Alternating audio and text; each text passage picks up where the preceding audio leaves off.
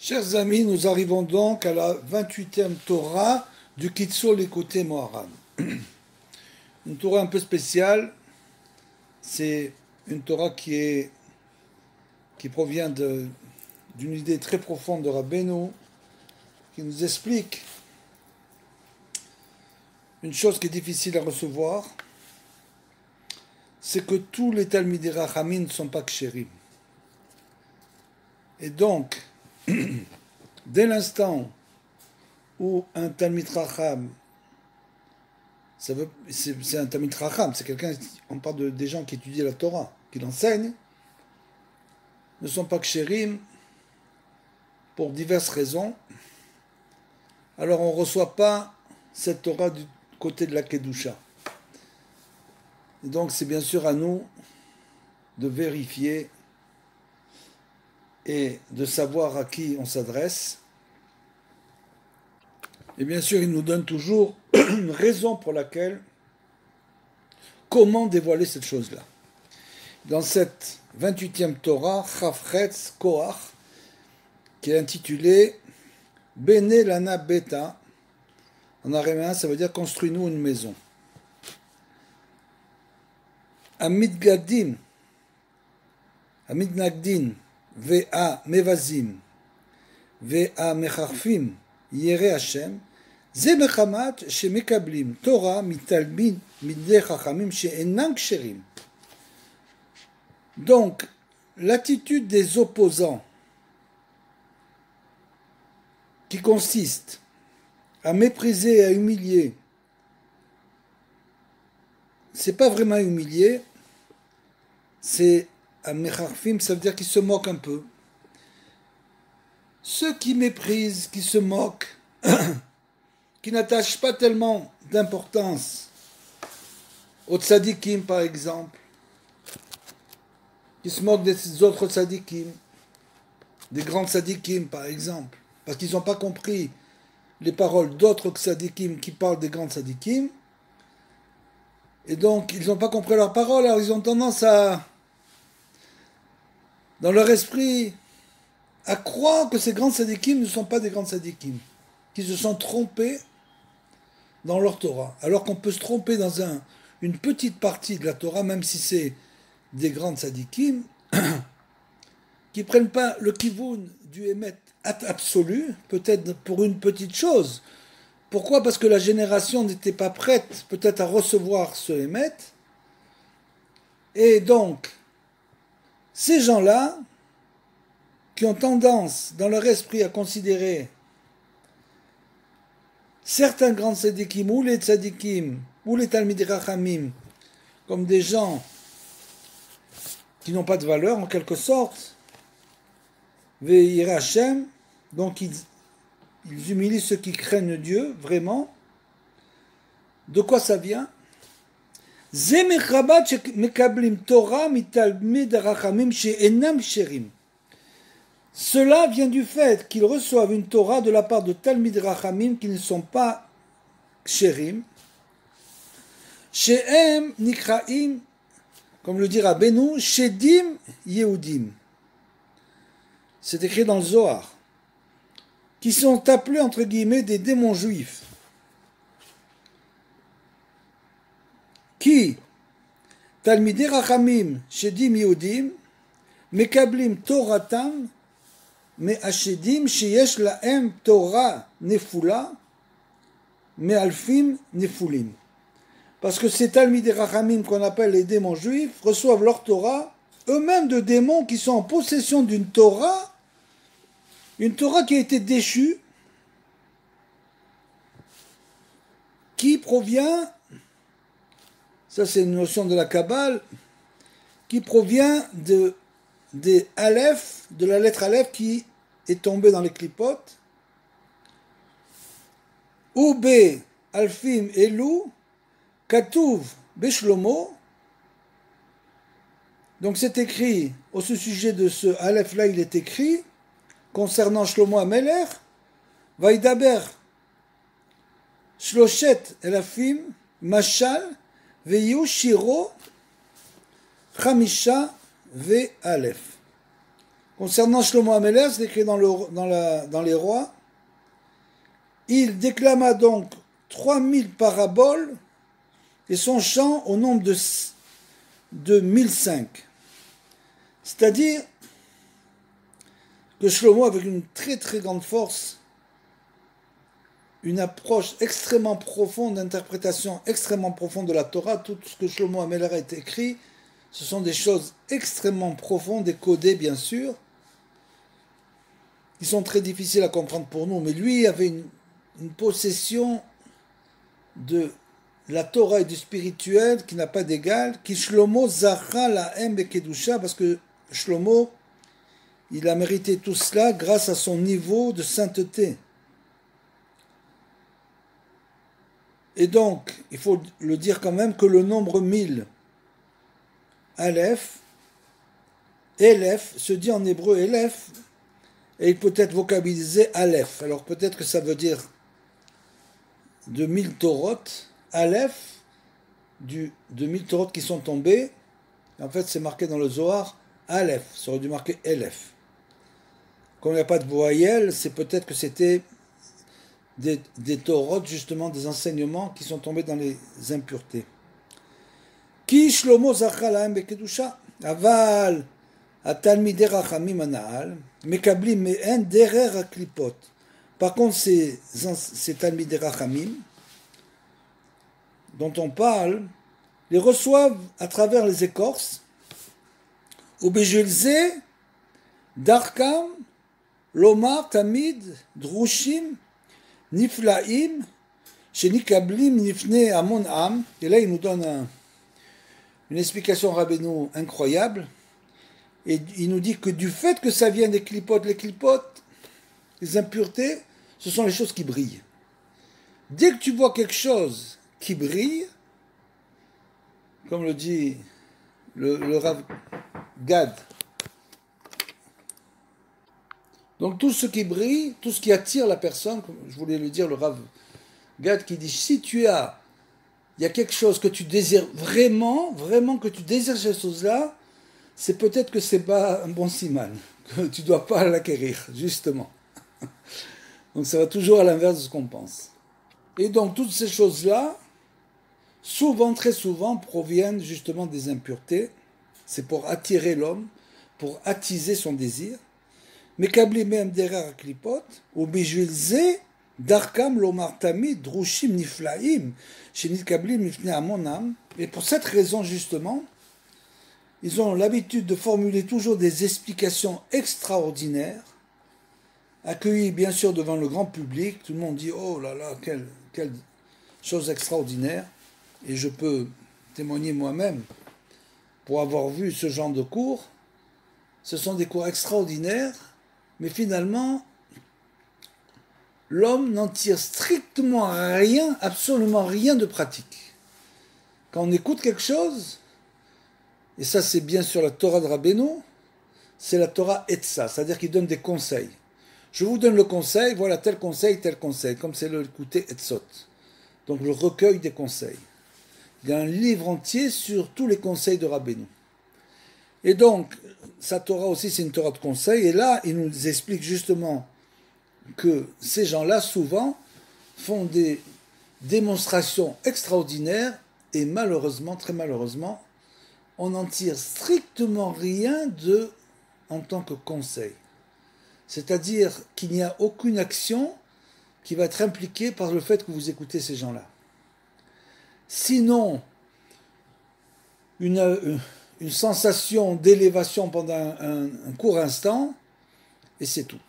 En sortant de là, en disant, oh là là, c'était absolument extraordinaire, comme une fois j'ai entendu, quelqu'un qui disait ce cours, oh, quel extraordinaire. Je lui dis, qu'est-ce que tu en as retiré de ça? Il me dit, j'ai rien retiré, mais c'était... Donc, le but de la Torah, c'est l'action. Comme c'est écrit, l'important, c'est pas l'étude, mais l'action. C'est écrit, lo alimud ou aïka, et la amassé. Donc, c'est l'action. Donc, si petite soit-elle, il faut toujours, quand on entend un Dvar Torah, il faut que de là, nous continuons une action à partir de cela, Et dans Rabbeinu, toute la Torah de Rabbeinu, c'est uniquement une Torah qui mène à l'action. Toute la Torah de Rabbeinu. Vekol d'Ivrehem, derer machal, ou Melissa, ou Ta'amim Niflaim, et donc, tous leurs propos qui empruntent bien sûr le chemin de la parabole, derer machal ou rhétorique, et des arguments prodigieux, naturellement, aval en mekablim shum toelet même, et vous voyez, il le dit, par contre, on n'en tire aucune utilité. C'est bien ce que je viens de vous dire. Je ne l'avais pas lu.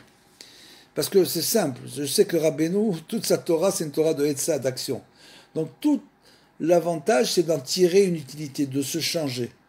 Si on n'écoute que des choses qui ne nous changent pas, ça n'a pas tellement d'importance. Ki Toratam shel Talmidei Chachamim hana'al, en la koach le'adrir et ha'am b'derer hatov.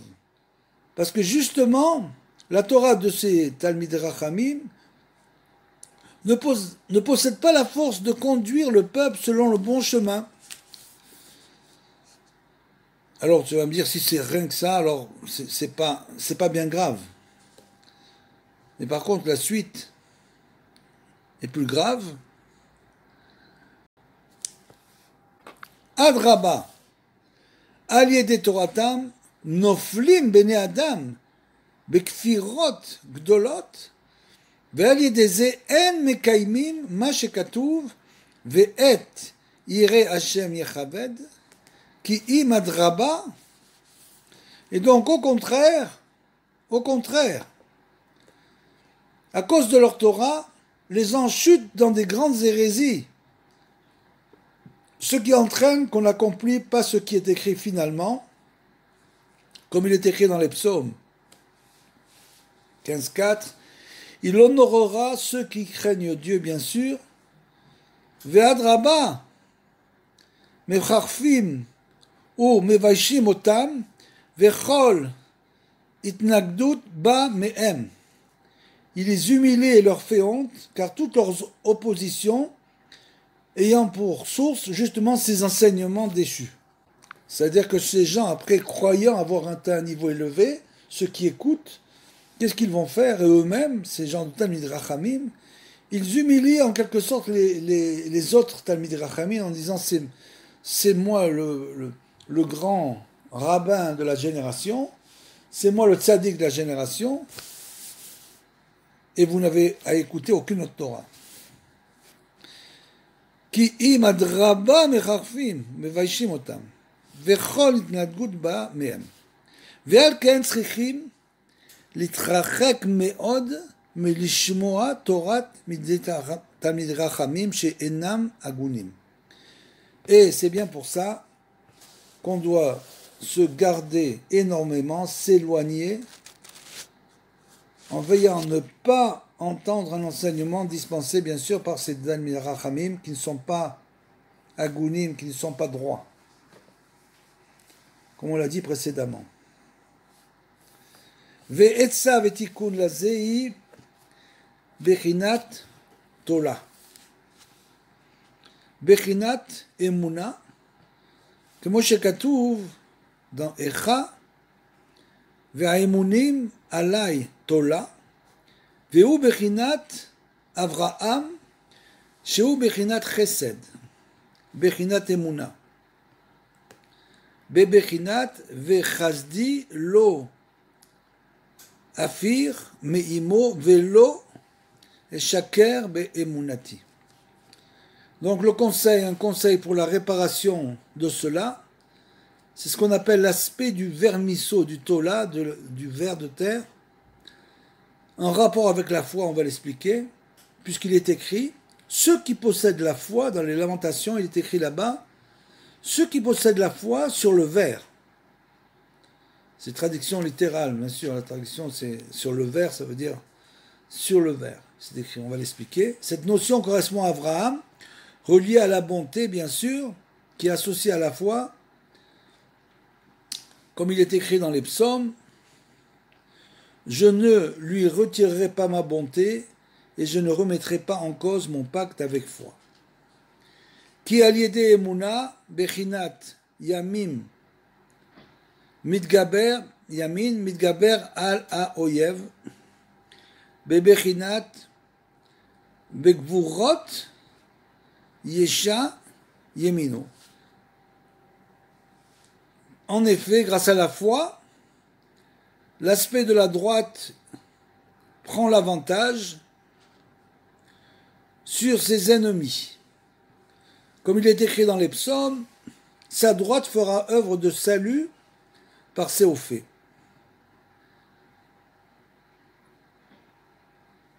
Begvurot isha yemino. Et donc, à partir de là, venimsa et à midnadgim, ou meshaver ou mevatel, avodazara, ve'akfirot, ve'abizionot, abaim mehem. Et donc l'homme remporte alors la victoire contre ses opposants grâce à cela. Il brise et supprime l'idolâtrie, l'hérésie et les outrages qui préviennent d'eux. C'est-à-dire que dès l'instant où l'homme, le vert, c'est la notion d'humilité, l'homme acquiert une véritable humilité qui est en rapport avec la foi. Cette notion qui est liée à Abraham, bien sûr, est reliée aussi à la bonté, au chesed. Comme on l'a dit, je ne retirerai pas ma bonté et je ne remettrai pas en cause mon pacte de foi, comme c'est écrit dans les psaumes. Donc grâce à cela, la droite prend l'avantage, c'est-à-dire que l'homme se renforce sur ses ennemis, et donc il ne pourra pas tomber dans ces situations avec ce genre de Talmidei Rachamim. ולעבור לחסד הנעל בחינת אמונה, אי אפשר אלא על ידי הכנסת אורחים תלמידי חכמים צדיקים לתוך ביתו. Et voilà la réparation. Et justement la réparation, c'est pour arriver à cette bonté dont nous avons parlé, qui est en rapport avec la foi. Il est impossible d'y arriver à moins d'accueillir des autres Talmidei Rachamim Tzadikim dans sa maison, ou tout au moins, comme le faisait Abraham, d'accueillir des autres dans la maison. C'est très important, le Zohar attache énormément d'importance au fait d'inviter des gens chez soi, de recevoir, en général le Shabbat, des invités. C'est une chose extrêmement importante. Pour partager le repas, je ne parle pas de Pessah où c'est extrêmement important d'aider les pauvres. Chacun à son niveau, où aider les pauvres, recevoir les gens chez eux, etc.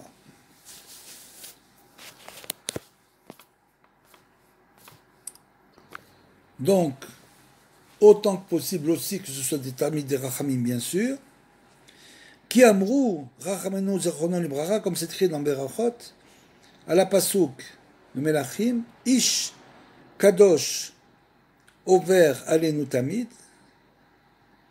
Shea Machnis Ochim Talmidei Rachamim Ametim Letor Beto, Keilu Ikriv Tmidim.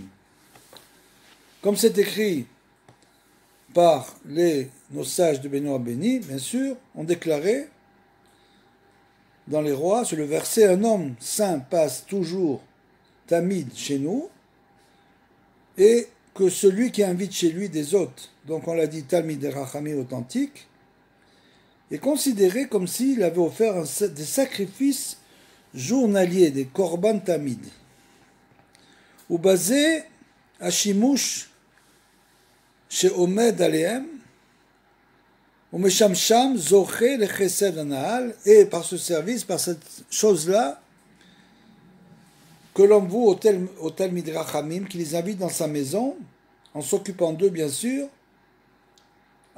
il accepte donc à la bonté dont nous avons parlé, comme il est écrit dans Masechet Ketuvot, grâce au fait de servir les Talmidei Rachamim, on mérite la bonté. Kimama Rabotenu Zechrono Libracha, on mérite donc la bonté. Ou basé à chesed ou metaken et alafim nefulim, donc une parenthèse, et ce chesed là il répare tout, tout ce qui est tombé dans les impuretés. Le chesed a le pouvoir aussi de faire la kapara. Le chesed a le pouvoir pour l'homme de faire la kapara de ses fautes. Comme c'est décrit, Emet ve chesed ira peravon. Le Emet c'est la Torah, le chesed c'est le chesed, et grâce à ça on peut faire la kapara des fautes, on peut donc obtenir le pardon des fautes. Et donc de ces alfim, de ces milliers, Bechinat, comme c'est écrit dans Shemot, Aoseh chesed et alafim. Il dispense donc sa bonté au alafim, et alafim, alors c'est le alafim au millier, ça veut dire. À des milliers, bien sûr. Obijil ze aya atamid keves, ki memeno nitaknu alafim. Et bien sûr, c'est pour ça que le sacrifice journalier, le tamid, était une brebis, puisque c'est grâce à ça on peut réparer des milliers, comme c'est écrit dans Ermiaou, Ve'ani kekeves alouf. Je suis tel une brebis, un keves d'un chef. Je suis tel une brebis d'un chef. On va l'expliquer. Veze bechinat kevesh chez kavush tachat yad rabo ou shamsho. Que l'homme est soumis, kavush, donc, sous l'autorité, littéralement sous la main, yad c'est la main, de son maître et qu'il le sert. Veze tamid, et c'est ça le tamid, Gamatria, Arba Pamim Aleph. Et c'est pour ça que tamid a pour valeur numérique 4 fois le Aleph. Et donc, passons là-dessus. Pour ça, tout ça pour nous expliquer que Veze Bechinat, comme c'est écrit dans Teilim, Ve'anochi Tolaat Veloish Cherpat Adam ou Bazui Am. Comme le dit David Ameller dans le psaume 22, 7, je suis un vermisseau, c'est très connu, Anitola'a Veloish. Je suis un vermisseau et non un homme. La honte du genre humain, Rechpat Adam, ou Bazouyam, est méprisé par le peuple. Qui, les Chachbot ou Bezianot, Anaal, Atikun, Vasgula, Lazé, ou Bechinat Tola, Anaal, ou Levatel et Atzmol, Lifne Hashem Itbarach. Parce que la réparation et donc le remède concernant la honte et le mépris relève bien sûr de la Tolara, du vermisseau dont on a parlé. Comment? En s'annulant devant Hachem. Donc la réparation de tout cela, pourquoi les gens tombent dans ce genre de travers? Et souvent les gens qui ont fait tchouva, pour eux, c'est encore pire, bien sûr, puisqu'au début, ils ne tombent que dans ce genre, ils n'écoutent que ce genre de cours. Des cours qui ne vont pas leur apporter grand-chose, parce que, étant Baal Tchouva, on n'a pas encore atteint l'humilité. L'humilité est un grand travail d'une vie entière, et donc pour être vraiment humble, il faut faire un très très grand travail, très très long, il faut faire beaucoup de prières, dites-moi des doutes, et de demander à Hachem que nous soyons humbles à nos yeux, que nous soyons petits à nos yeux. C'est-à-dire que l'homme doit se voir comme petit, humble, le plus impossible, comme un vermisseau, nous dit David Ameller, c'est-à-dire rampe sur la terre, et non un homme. Je suis, comme si David Ameller, la honte du genre humain méprisée par le peuple. Parce que grâce à l'humilité, on accède à la foi. Le seul chemin pour accéder à la foi véritable, c'est l'humilité. C'est-à-dire que si tu vois un Tamid Racham qui n'est pas humble, qui peut même se vanter, tu peux être sûr que cette personne-là a un problème au niveau de la foi aussi. Et c'est pour ça que sa Torah vient d'une Torah qui est tombée dans les impuretés, et bien que ça ait l'air d'être une chose extraordinaire, finalement, c'est pas ce qu'on pense. Ça, c'est écrit dans le Sefer Hamidot, bien sûr. Ve'al yedeze mitgadbrim al hamidnagim umevatlim akfirot ve'aminut abayim mehem. Et donc, c'est grâce à cela qu'on prend donc l'avantage sur les opposants et qu'on supprime l'athéisme et l'hérésie qui proviennent d'eux.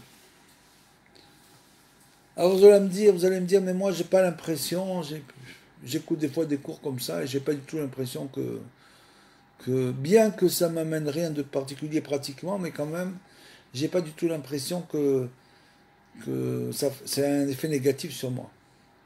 Et justement, ce qu'il faut comprendre, c'est qu'il y a un effet négatif, seulement on ne le ressent pas.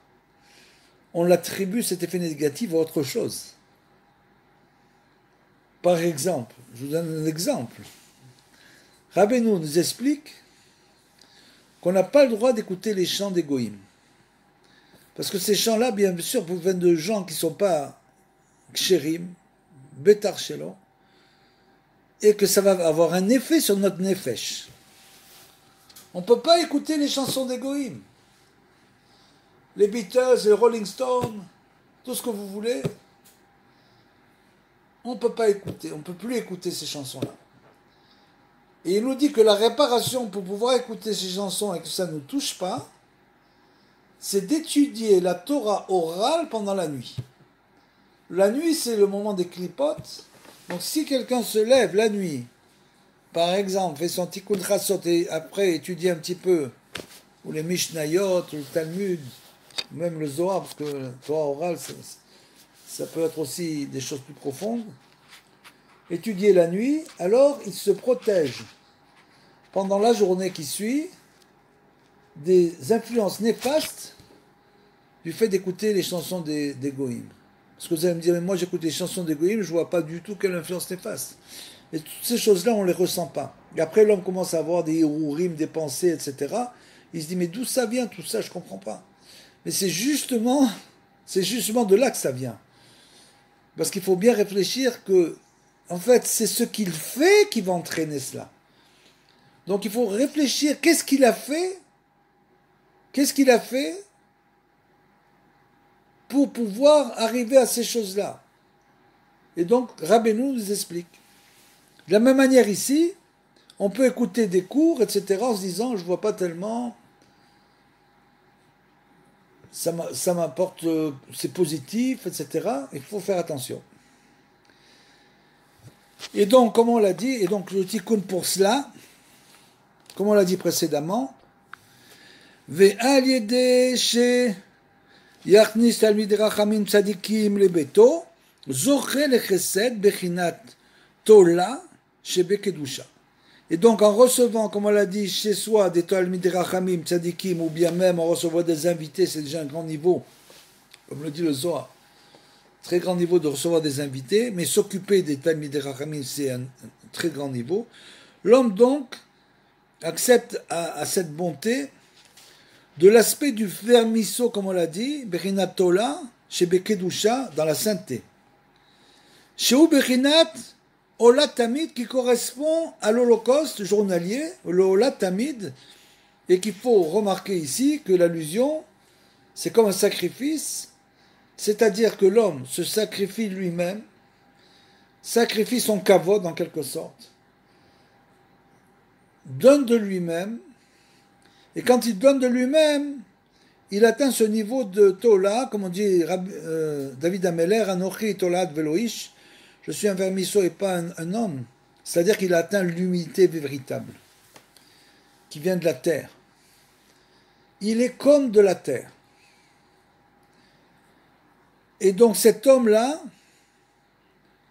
c'est comme s'il faisait un sacrifice, Olat Tamid, comment ça s'appelle en hébreu, et les lettres de Olat, ce sont les mêmes lettres que Tola. C'est ça l'allusion.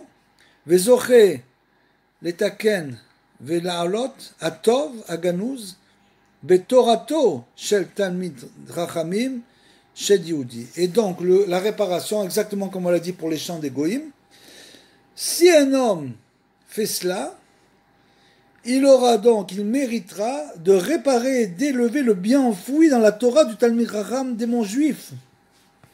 Chose incroyable. C'est-à-dire que si il tombe là-dedans, si un homme, c'est un homme de chesed, alors ça ne va pas le toucher.